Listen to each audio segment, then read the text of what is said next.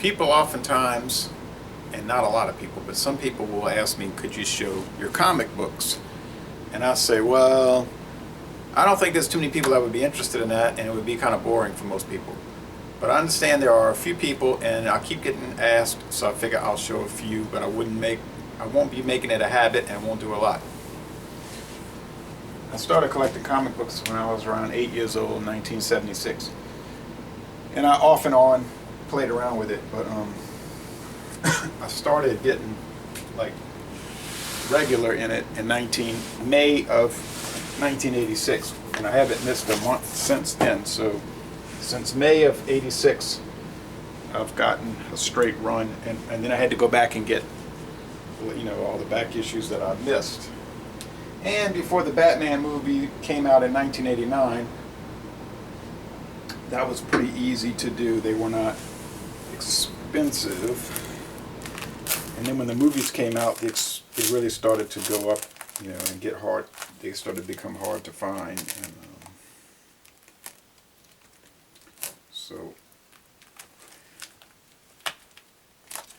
I never did buy them really, because I was hoping they'd be worth something. I mean, it'd be nice, but I don't think there's too many people looking to buy comic books. I just like reading them, and I have read all of them, every issue I have. I mean, there's some that just came out in the last few months that I haven't read because the story is continuing and it's not finished yet. So you can understand that. I'll show you a few, just to get an idea. I'll turn this around.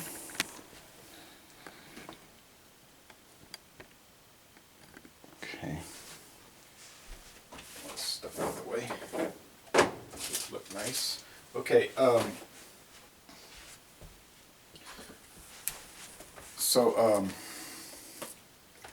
Let's look at the Incredible Hulk, which was canceled. The book was canceled in May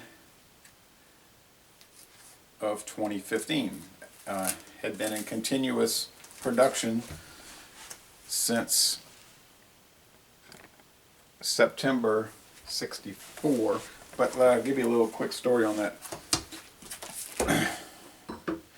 In 1962, Marvel, the modern Marvel comics started in 1961 with Fantastic Four. The company had actually been around since 1939 and had gone through a lot of changes in ownership and whatever, and they had originally put out superhero comic books. That had died out by the 1950s, so then they were putting out a lot of romance comic books, adventure comic books, science fiction and all of that, but superheroes really had kind of died out.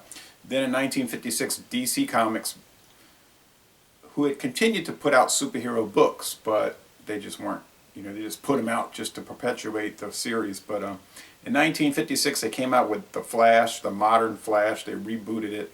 It was popular, and so it looked like the superhero genre was going to start making a comeback, especially with the Superman television series. That helped. I think really when it went into color, became a color production. But whatever the case, Marvel, Timely Comics, Marvel, Cadence Industries decided to put them out. And so Fantastic Four came out, it was a big hit, and then in 1962 Marvel Comics debuted The Incredible Hulk. Now you see the original, this is not in good condition, but I figured I'd buy it. I mean, if you get one in perfect condition, it's going to cost a whole lot of money if you can find it. But you can read it. He was originally gray, and Stan Lee said in 1978 that they didn't want him to be gray, but that the printer messed it up and put it gray, and that subsequently he was green. I don't know if that's the true story. Stan Lee, sometimes you can't necessarily believe what he's saying. Stan Lee, really his name is Stanley Leibowitz, but Stan Lee, I think what really happened is that they put it out as gray, and they just decided after one issue, well, let's let's do it green, that looks better. And then later on, they came up with this story that the publisher messed up. Yeah, I mean the printing company messed up. But anyway, and number 2 came out, and he was green. But at the time, 1962, there was no explanation. It was just, suddenly he was green.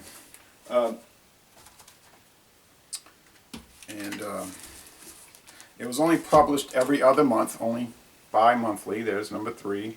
And they seemed to not really know what they wanted to do with the series. If you read the first 6 issues, it's almost like every issue the character is different and the stories are like unusual. There seems to be no good direction to the series, and it wasn't particularly popular. A lot of people said, oh, you're just doing Jekyll and Hyde and whatnot.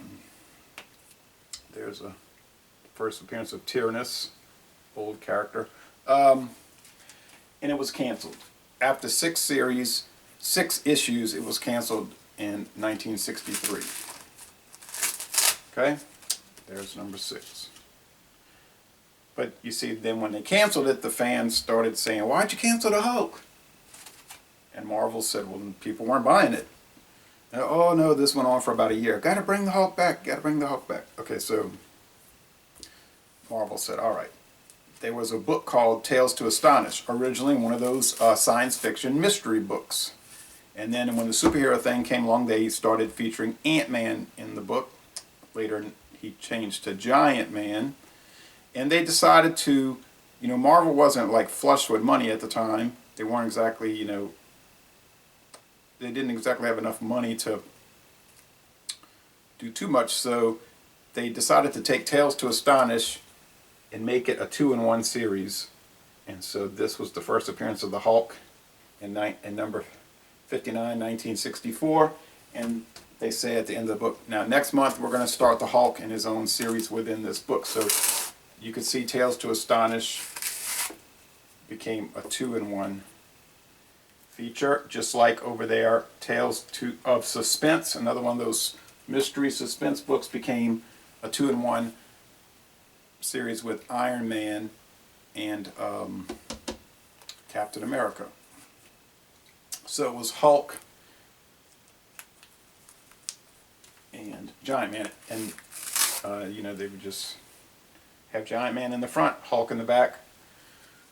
And I have all of those. This went on for years. Giant Man started to lose popularity, and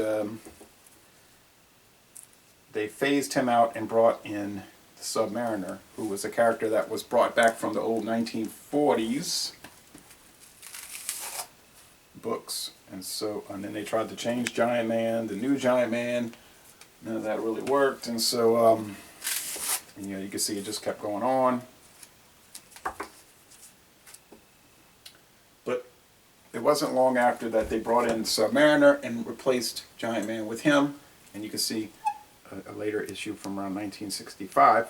Definitely, this is from 65. And then they started alternating the covers, really nice drawn covers. It would be 1 month Submariner, the next month Hulk, back and forth. And then the Hulk became so popular that in 1967 they broke the Hulk. They broke Submariner off into his own series, Submariner, which really didn't turn out to be that popular, and that was canceled after not too long. But they turned Tales to Astonish. You see, they started to only have the Hulk on the cover in the last few issues. And then they had the big battle, Hulk and Submariner in a big battle in Miami Beach, Florida. And then more Hulk fighting the heroes of Asgard. And then in number 102, they renamed the series The Incredible Hulk. So Tales to Astonish became The Incredible Hulk. So the big premiere issue, the first issue of the Hulk, even though it really was the second go-around in a way.